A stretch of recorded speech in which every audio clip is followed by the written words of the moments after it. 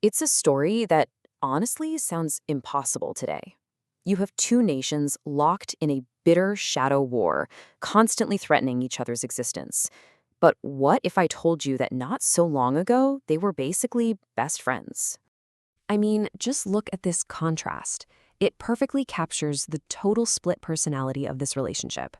On the left, that's the Iran and Israel we all know now. Shadow wars, nuclear standoffs, and just pure animosity. But on the right, well, that was the reality for decades. We're talking secret meetings between heads of state, Mossad sharing intelligence, and huge economic deals. They were so intertwined that some people literally called them best friends in the region. So, yeah, that brings us to the million-dollar question we're going to explore. How on earth did that deep, secret friendship just completely fall apart and morph into one of the most dangerous rivalries on the planet? Well, the answer is a pretty wild ride back in time. To really get the friendship, you have to picture the world they were living in. See, after the Ottoman Empire collapsed, the Middle East was a completely different place. And our story starts with two countries that felt like outsiders, surrounded by enemies. Here's the key to the whole thing. A massive wave of Arab nationalism was sweeping across the region. Now, for Iran, which is Persian, not Arab, and for the brand new Jewish state of Israel, a giant unified and hostile Arab power was, well, it was an existential threat. So that old saying, the enemy of my enemy is my friend, suddenly became very, very real for both of them. And this wasn't just some informal understanding. It became official Israeli policy thanks to their first prime minister, David Ben-Gurion. He came up with something called the Peripheral Doctrine. The idea was pretty simple. Since Israel was surrounded by hostile Arab countries, it had to leapfrog them and build strong alliances with the non-Arab nations on the edges or periphery of the Middle East. And who was the biggest, most powerful country on that periphery? Iran. And they put this plan into action right away. Israel is founded in 1948, and just 2 years later, in 1950, Iran becomes only the second Muslim-majority country to recognize the new state. Then, in 1953, a CIA-backed coup cements the Shah's power in Iran, pushing him much closer to the West, and, you guessed it, much closer to Israel. And what came next was really a golden era for the two of them. For almost 30 years, they built this incredibly deep partnership that covered everything from military intelligence to massive economic projects.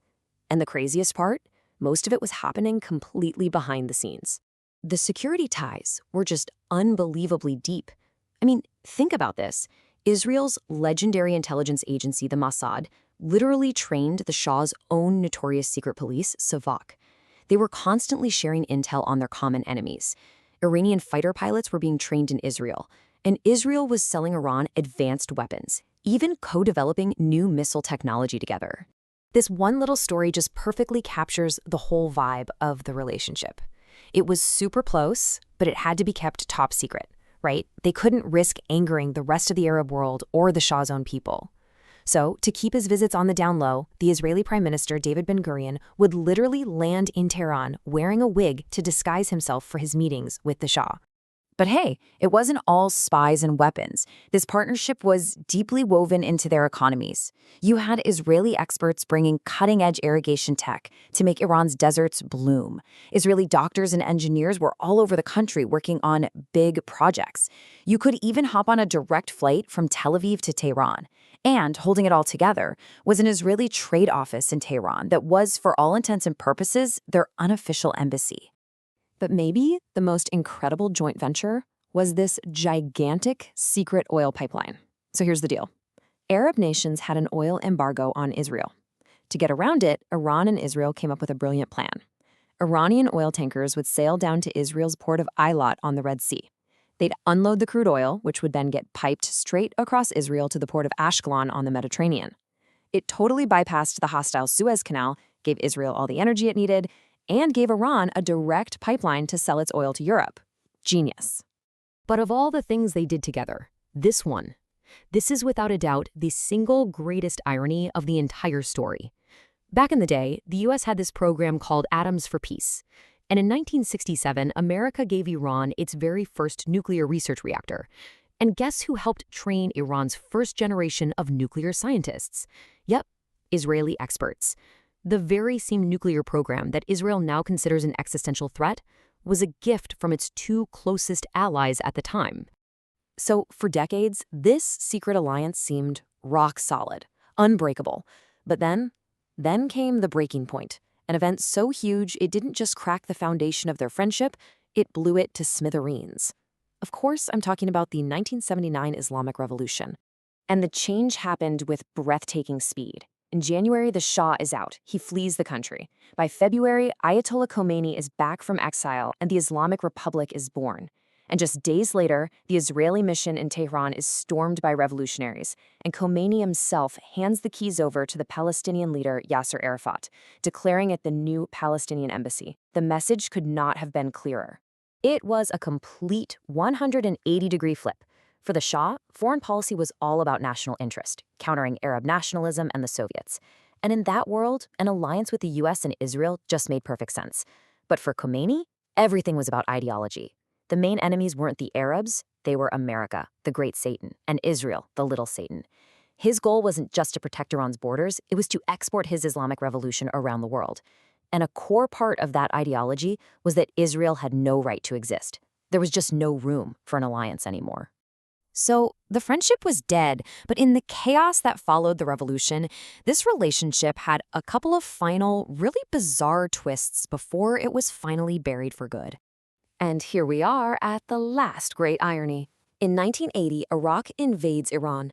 Khomeini's brand new regime is desperate for weapons, especially spare parts for all the American-made gear they inherited from the Shah.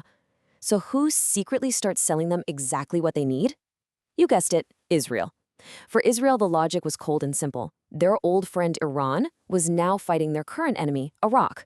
So why not help them both weaken each other? After that brutal 8-year war with Iraq was finally over, Khomeini's regime turned its attention inward. They went on a mission to purge every single last trace of the Shah's old world. That secret pipeline was shut down, the secret police was disbanded, all ties were cut. They systematically tried to erase the alliance from history, except for one thing. They held on to one single gift from their former friend. That one gift was, of course, the nuclear program. The new regime decided to revive it, and that single piece left over from their old friendship became the seed of their new, modern conflict. The program that Israel had helped start was now in the hands of a regime that called for its destruction. And with that, the friendship wasn't just over. It was officially buried, and the shadow war began. You know, their entire secret history, from beginning to end, was built on one simple principle. The enemy of my enemy is my friend. It's what brought them together, and in a strange way, what kept them connected even after the revolution. Which leaves us with one final fascinating question to think about. Looking at the world today, is there any shared thread out there, anything, that could possibly be big enough to ever bring these two back together again?